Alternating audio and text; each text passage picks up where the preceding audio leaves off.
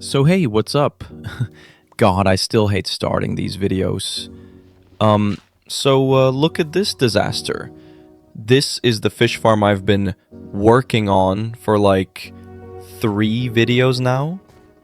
It's literally half done and honestly kind of pathetic at this point.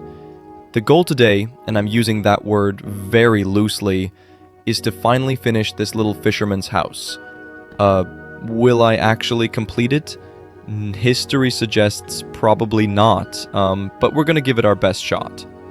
Anyway, I've got some Reddit stories to read while I inevitably struggle with placing blocks in the right spots. So, let's see how this goes. So yeah, get comfy, maybe grab a snack, and let's get into it. Alright, let's read the first one. This one is from the subreddit r/Am I the asshole?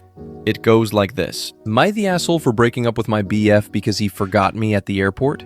I am 28, female, have been in a long-distance relationship for about 5 months with Eric, male, 28, fake name. He lives in a town that either takes 12 hours to drive to, 7 hours by train, or an hour flight. Valentine's Day was coming up, so I bought a flight to go see him so we could spend a week together and celebrate together. When I got up in the morning, I started sending him snaps of me getting to the airport and about being excited to see him. When I got to the airport, I messaged him that I would see him in a bit, but there was no reply. This is when my gut feeling started telling me something was off, but I pushed it away, hoping that I was just overreacting. When I landed, I messaged him that I would see him soon, but to no reply. I was still hoping so hard. When the arrivals door opened, I was so hopeful that he was there, but in the end I was heartbroken to see he wasn't. I felt so undervalued and embarrassed because I started crying in a corner of the airport. I had only come to this city to see him, and I was staying with him, so what was I gonna do? I called him over and over to no reply, then decided, fuck him, I'm gonna go do my own thing. I ended up at a pub, drinking tea, and after about an hour there, he messaged me, not called, but sent me a damn message. His excuse was that he had fallen asleep and that he was sorry. I honestly felt so betrayed because how can I not be worth setting a damn alarm? In the end, I ended up staying with him because I couldn't afford a hotel or to change my flight. And that's when I found out that he was staying up at night playing video games. When I got home, I decided that I couldn't be with someone who undervalues me so much and broke up with him. At the time, he agreed, but now he sent me a love letter declaring his love and that he's sorry for everything and doesn't want to lose me. I feel like I'm overthinking things and just need some advice. Did I overreact to him not picking me up at the airport? Am I the asshole for breaking up with my BF because he forgot me at the airport? Edit to clarify. We made these plans together 2 months before I left. He was well aware of when and where I was arriving, and he was the one who offered to come get me.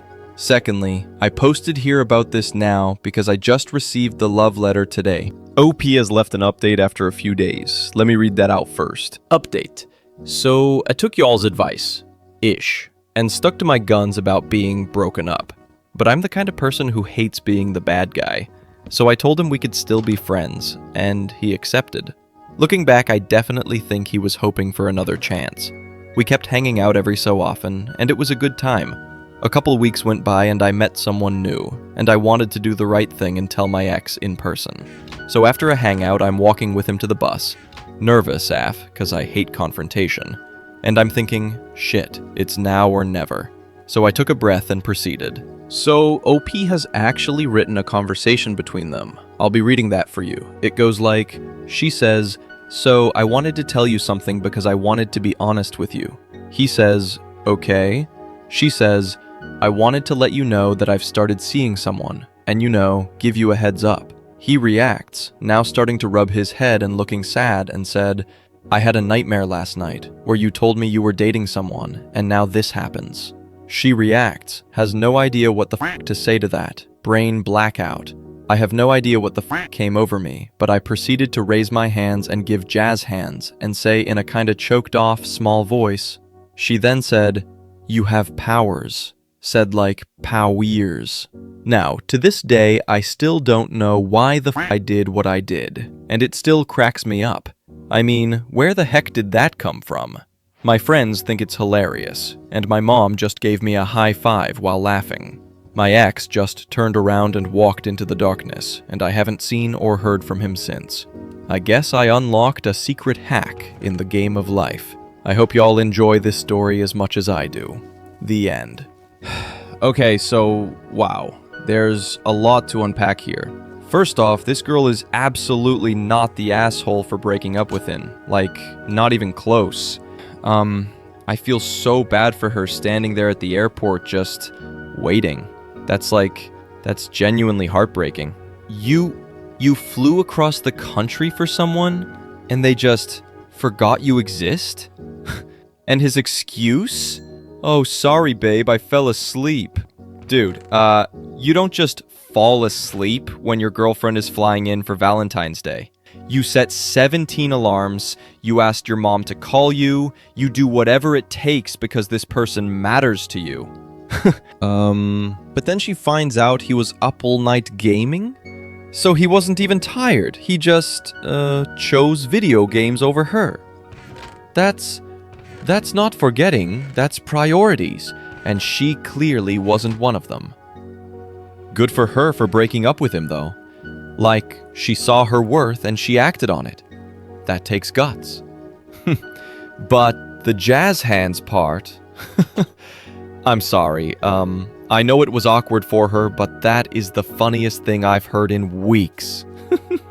You have powers with jazz hands? That's like the most chaotic way to end a conversation ever. You know what, though? Maybe that was exactly what needed to happen. Sometimes, the universe just gives you the perfect exit strategy, even if it comes in the form of interpretive dance. If you're the girl who wrote this, you dodged a bullet. Anyone who can forget you at an airport and then make excuses about it? That's not someone who's ready for a real relationship. And the jazz hands thing? That's just legendary problem solving right there. I hope she's happy with the new person she's seeing. She deserves someone who would never even think about leaving her stranded anywhere. Alright, moving on to the second story of today. This one is from the subreddit r/AmIOverreacting. It reads, Am I overreacting? My parents secretly drained my entire savings account and called me ungrateful when I confronted them. So this morning I got a bank notification that my savings account was basically at zero. I've been putting money into that account since middle school. It should have been anywhere from 10 to 20,000 now. When I checked the transactions, I saw multiple withdrawals over the past 2 months. $2,500, $1,800, $1,200, and $3,100, all listed as internal transfers. I never made them. I texted my parents and found out my parents still had joint access. She admitted they'd been pulling from it to cover bills and some emergencies. She said family money is family money and that I should be thankful because they supported me for years. But some of the charges lined up with DoorDash orders and even a massage, which doesn't exactly sound like emergencies. When I called her out, she said I was being dramatic and ungrateful. My dad backed her up, saying they'll pay me back, but I feel like that's a huge violation of trust. OP has actually put the screenshots of the chat. Let me just put that up on the screen. Mom, why does my saving account say $0.01? I never took money out. I got notifications saying there were like 4 internal transfers made. I don't know what that means. Dad and I had to use some of it for bills. Calm down, it's our money anyways. What? All my savings are gone. It was all going towards college fund stuff. Why are there DoorDash, Massage Envy, and other stuff charged the same day as the transfers? You guys don't have the permission to do this. It's unfair. I'm not doing this tone with you. We'll pay you when we pay you. Drop it. Or else. Wait till Dad and I get home from work. I'm going to the bank today to see if I can remove joint access and file a dispute. Wow. You would file a claim against your own parents? After everything we've done for you, you're so ungrateful. We'll talk about this with your dad when we are home. Now the family group chat is blowing up, calling me selfish for even thinking about going to the bank and removing them from the account. My parents say I'm overreacting because it's all in the family. but I honestly feel robbed. So, am I overreacting for being furious and treating this like theft instead of helping the family? Though man, this is rough. First off, you are absolutely not overreacting here. You built up that savings since middle school. That was your hard-earned security blanket. And they just drained it without so much as a heads up? Family money is family money? That's a nice phrase until it's your future tuition or emergency fund getting wiped out. And DoorDash, massage and... Those aren't emergencies, they're lifestyle choices. Them calling you dramatic and ungrateful? No, they're the ones who should be apologizing for abusing your trust. You have every right to protect your money and close that joint access. This isn't about selfishness, it's about boundaries. If they promise to pay you back, get it in writing. And maybe set up a new account they can't touch. Money conversations with parents are awkward, but this is literally your livelihood on the line. I know it hurts to go against your family, but sometimes you have to do what's best for you. Boundaries now will prevent bigger issues later. And hey, when they see you taking action, maybe they'll finally respect your independence. Alright, just a quick update on the game. I'm just gathering a ton of resources. Spruce, oak, you know the drill. And I was literally starving, so my main mission was just hunt everything. But the goal here is to get all this food now, so when I'm actually building the house, I'm not gonna pass out.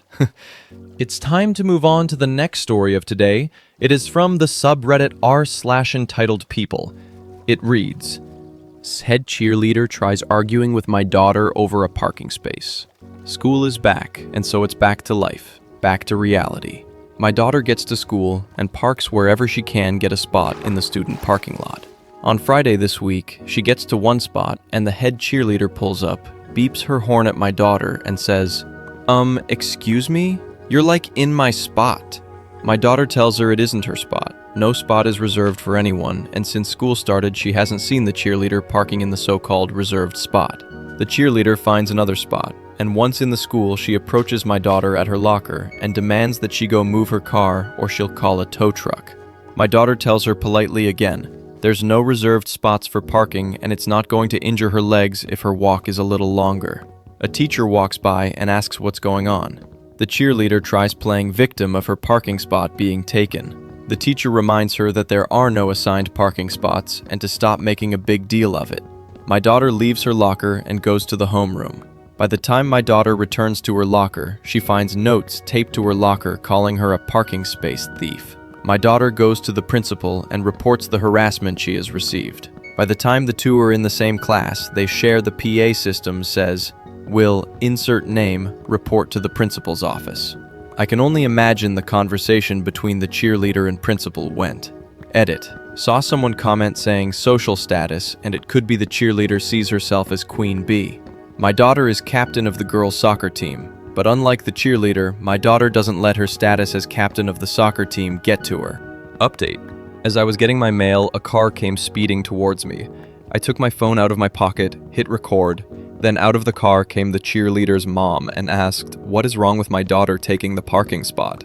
I slipped my phone in my pocket and I told her, the school doesn't pick a spot for students to park. It's first come, first serve. The mother tells me her daughter needs to be able to get the parking spot, or her daughter will be cursed with bad luck. She won't get into the school she wants to go to. She considers the spot lucky because her 3 other kids all had so-called good luck when they parked there. I just laughed at her, saying, luck is what you make for yourself, not the actual superstition. As I turned to leave, I heard the woman scream, your daughter better watch herself on the soccer field and around the school. I'd hate to see her have what happened to Nancy Kerrigan happen to her. Once back inside, I checked my recording and got everything on audio, so if she, her daughter, or anyone tries doing anything to my daughter, I have evidence she was behind it. Thank you everyone for your concerns. The police and principal are informed of both the cheerleader and her mom. The police have said they'll deal with the mom. My daughter is getting a dash cam for her car as we speak. For one who asked how I know word for word how the conversation went between my daughter and the cheerleader, My daughter told me everything, so don't be thinking rude things of how I know how it happened.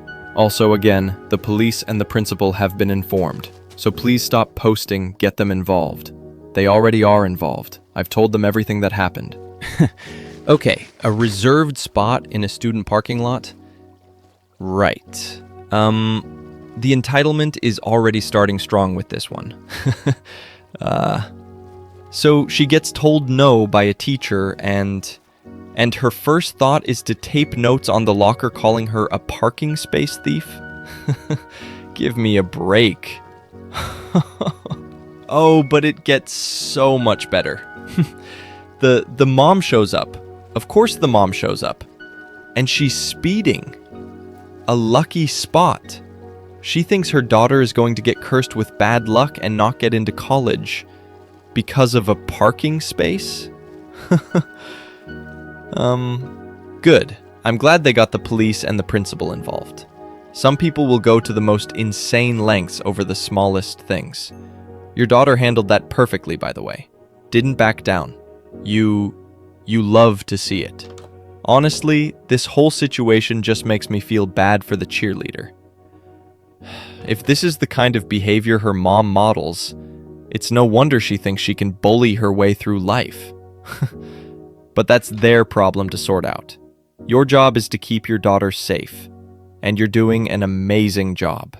Goal right, so I'm just crafting a bunch of ladders here. Need to get them placed on this wall so I can actually get up to the second floor. Yeah, I'm gonna need access up there pretty soon to start framing out the upper part of the house. Should be good. Alright, I should be moving on the next story. This one is from the subreddit r/AmIOverreacting. It reads, Am I overreacting over this small prank, reposting this with pictures because it got buried and I could really use advice right now? Firstly, I apologize for the long post. There's a lot of context and I can't condense it more than I have. I, female 22, have been with my boyfriend, male 25, for a little over a year and a half. Recently, we've been running into hurdles because I have been feeling like he has been bothering, teasing, poking, biting me, more than being a serious/loving partner to me.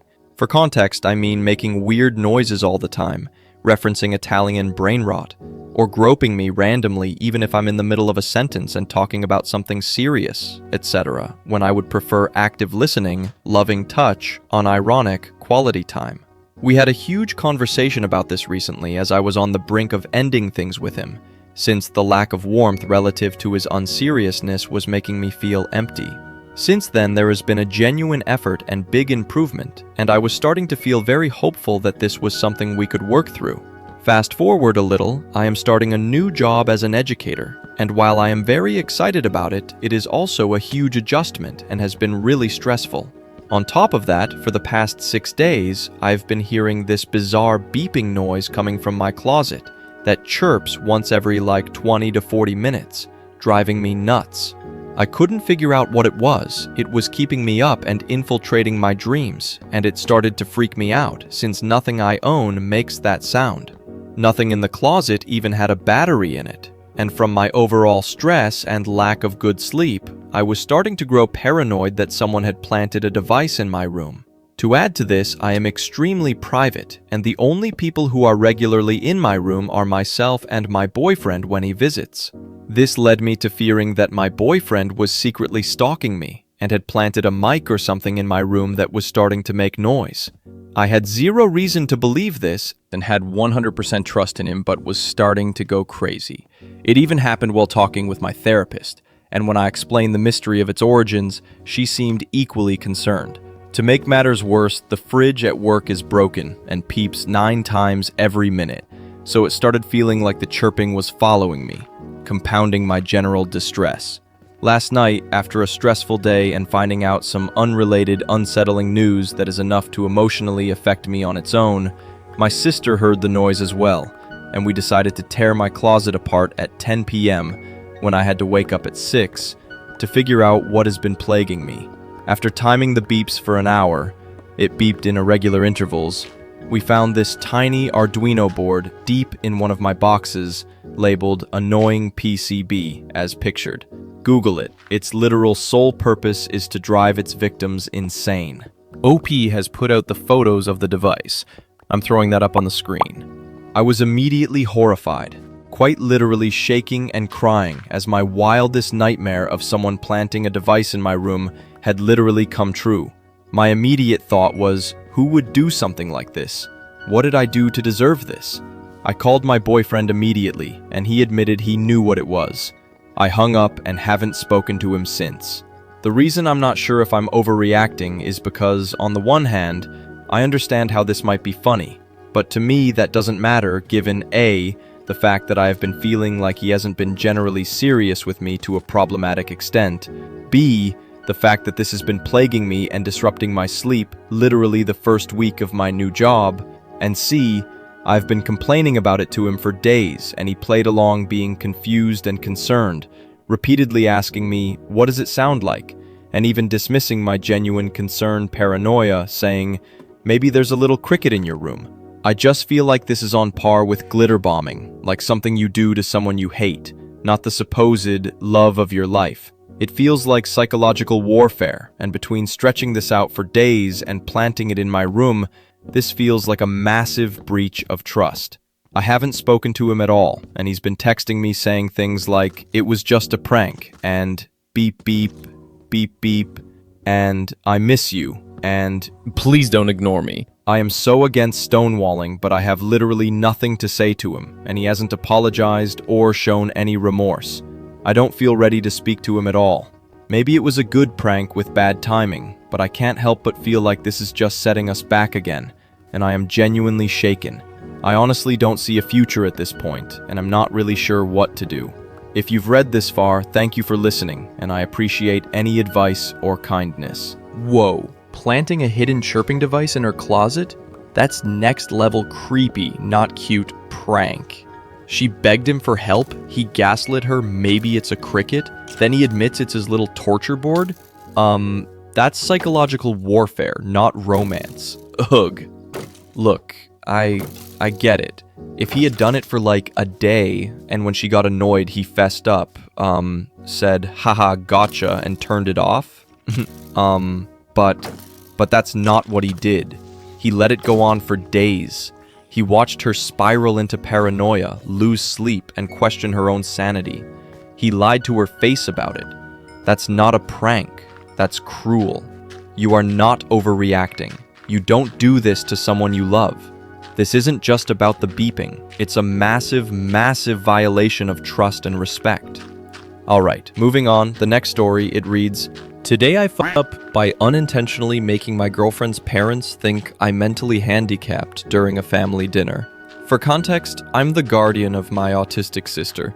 She masks very well in public, to the point of passing being normal, but when she's not masking, she can look really bratty at best, and downright weird to other people at worst. I don't care. The goofball is my sister, and I love her. Anyways, whenever I go on dates, she hangs out with friends she can trust to partially unmask with. But things came up for them, and this dinner I was invited to lined up with a time where her friends were all unavailable. I wanted to reschedule, but my girlfriend gave me a half-apologetic, half-worried look. This was with her parents. And her parents weren't the type to bend and reschedule unless I was in the hospital or something. I was already worried about meeting them before. I knew that they weren't exactly the warm and fuzzies type of people from the stories she's told. They were very much a product of their time, to say the least. But if they wanted me to come, I'd have to bring my sister. My sister was fine with coming along. Well, until we actually got there. The three of us went, and my God, it was awkward. My girlfriend had already briefed them about my situation. They knew I was my sister's guardian, and they knew she was autistic. But what they didn't know was that autistic people can be functioning humans. When they introduced themselves to her, it was as if they were talking to a baby with their voices slow and high-pitched. My girlfriend cringed and reiterated to them that my sister isn't like the autistic kids they're thinking of. My sister even shocked them by awkwardly laughing and introducing herself normally. Apparently, my girlfriend has been trying to tell them for months that she can mask, but they didn't quite understand what that meant until literally now. Well, kind of. They still had their own idea of how an autistic person should act. Of course, neither me or my sister wanted to be rude, and we tried being polite, but man was their assumptions grating. On top of interrogating me about my job, they kept bringing up that it's okay for my sister to unmask. Of course, she didn't. She wasn't comfortable. She eventually excused herself, and I followed after. As we left, I overheard my girlfriend berating her parents for being so rude. We went outside, and I comforted my sister.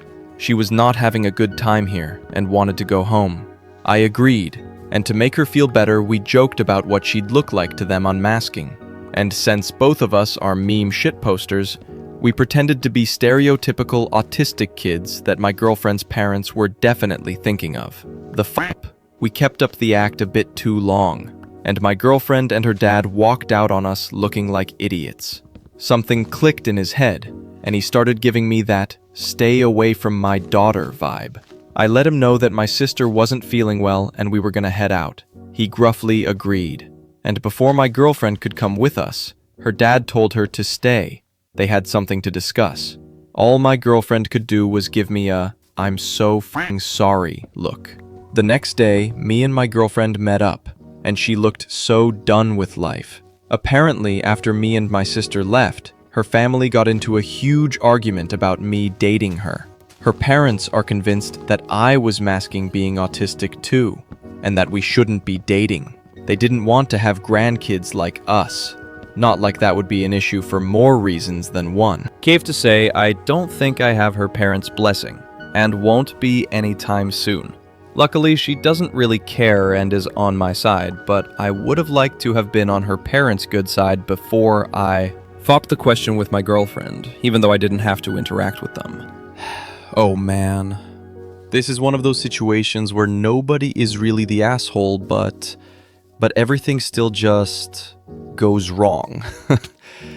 I mean, my heart goes out to this guy. He was just trying to do the right thing by his sister, and it all just blew up in his face. First off, the parents. The baby talk, the high-pitched voices.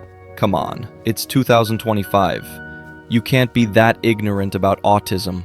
His girlfriend told them she could mask, but they just refused to listen.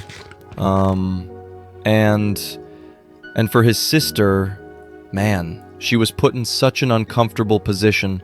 She tried to be polite, she masked, and they still treated her like she was less. Then they kept pushing her to unmask, as if it's some kind of party trick she can just perform on command. It's no wonder she wanted to leave. Now, the up. Okay. It's one of those things that's hilarious in hindsight, but in the moment, oh god. You're outside, you're trying to cheer up your sister, you're shitposting in real life, and then the dad walks out. The timing is just exquisitely bad. You can't write that kind of comedic tragedy. Honestly, this guy didn't really f up. He was a good brother. He was trying to be a good boyfriend. He just ran into a brick wall of ignorance. And if his girlfriend is still with him after all that, and she's ready to build a life with him away from that toxicity, then maybe he got their answer, just not in the way he expected. He doesn't need their blessing.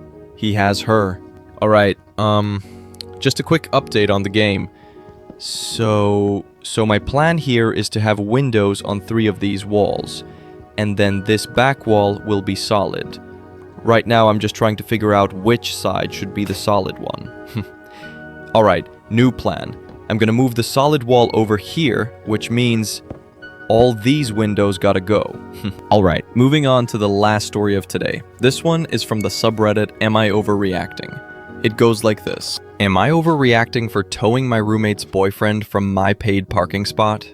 I am 31 female, and I share a 2-bedroom apartment with a 27 female roommate. Our building has a few parking spaces that are reserved for tenants, which I pay an extra $180 per month for because I work late shifts and don't want to have to look for a place to park on the street at 1 a.m. When she moved in, I made it very clear that my parking space is mine and that the lease contains a rule about towing unauthorized cars in paid-for tenant spots, and she told me that she understood.